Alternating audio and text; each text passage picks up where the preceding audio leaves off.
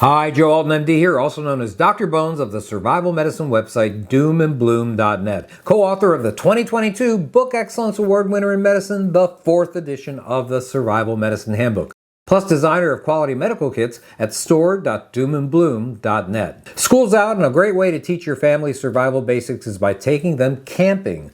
The skills needed for successful camping are similar to those required for the activities of daily survival, and once learned, these lessons last a lifetime. There's no greater gift that you can give young people than the ability to become self-reliant. Camping trips create bonds and memories that'll last a lifetime. A poorly planned campout, however, can become memorable in a way you don't want, especially if somebody gets injured.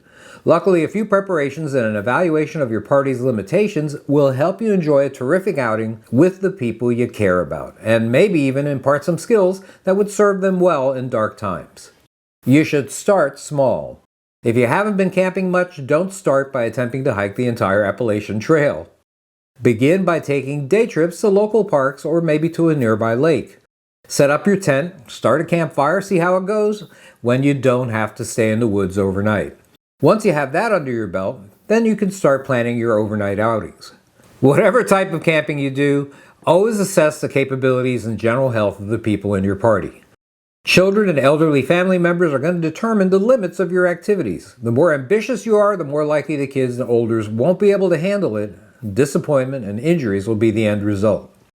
An important step to a safe camping trip is knowledge about the weather and terrain you're going to be encountering.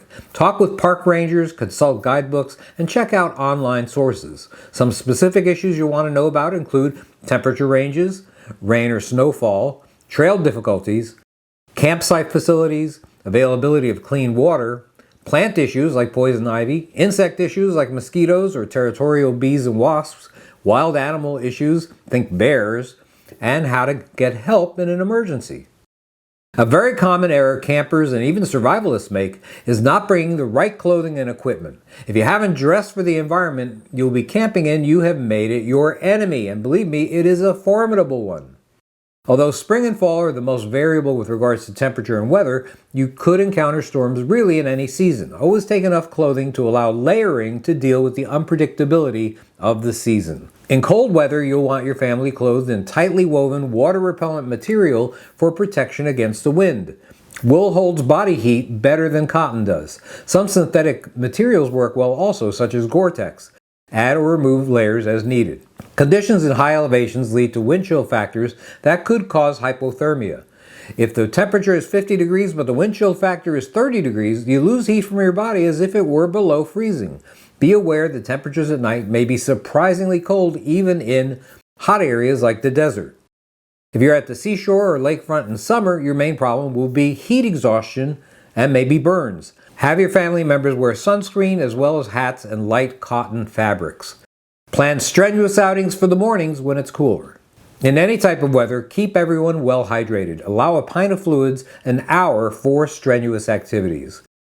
The most important item of clothing is arguably your shoes. If you've got the wrong shoes for the outing, you're going to regret it. If you're in the woods, high tops are appropriate. If you go with a lighter shoe in hot weather, Vibram soles are your best bet.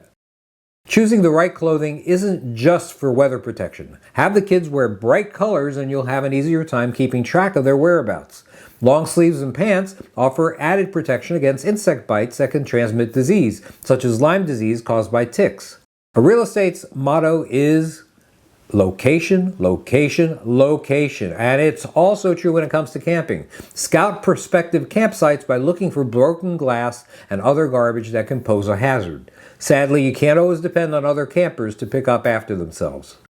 Look for evidence of animals or insects nearby, such as large droppings or wasp nests, beehives, things like that. For stings, important supplies to carry are antihistamines, sting relief pads, and calamine lotion to deal with reactions.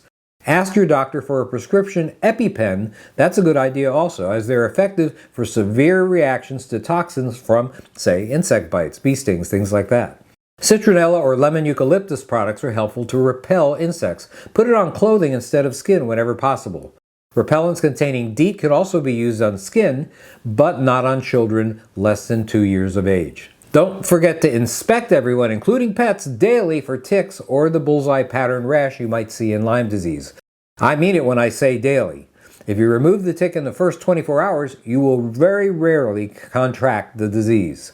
Advise children to stay away from any wild animals, even the cute little fuzzy ones. They usually bite if disturbed. If there are berry bushes nearby, you can bet it's on the menu for bears. By the way, things that birds and animals can eat aren't always safe for humans. Deer can eat poison ivy, by the way.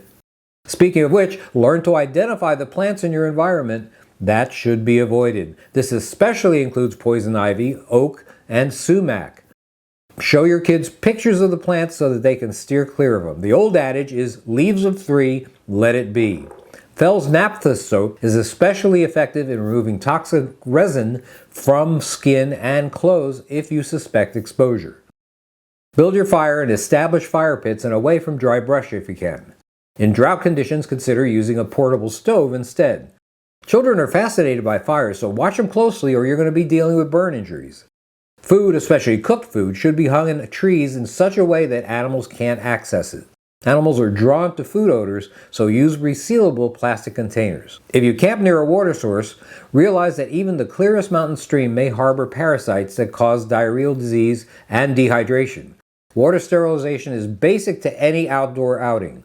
There are iodine tablets that serve this purpose, and portable filters like the Life Straw or Mini Sawyer, which are light and effective. Although time-consuming, boiling local water is always a good idea to avoid trouble. Kids like to wander, and many of us can look back to our childhoods and remember a time when we lost our bearings. Your kids should always be aware of landmarks near the camp or on trails. A great skill to teach the youngsters is how to use a compass. Make sure they have one on them at all times. Another good item to give each child and adult is a loud whistle that they can blow if they get separated. 3 blasts is the universal signal for help. If lost, stay put in a secure spot. Of course, if you have cell phone service where you are, that's a decent option. This is Joe Alton, MD, that old Dr. Bones, wishing you the best of health in good times or bad. Thanks for watching. Hey, learn more about camping safety in the Amazon Top 20 4th edition of the Survival Medicine Handbook, and get your family medically prepared with quality kits and individual supplies from store.doomandbloom.net. You'll be glad you did.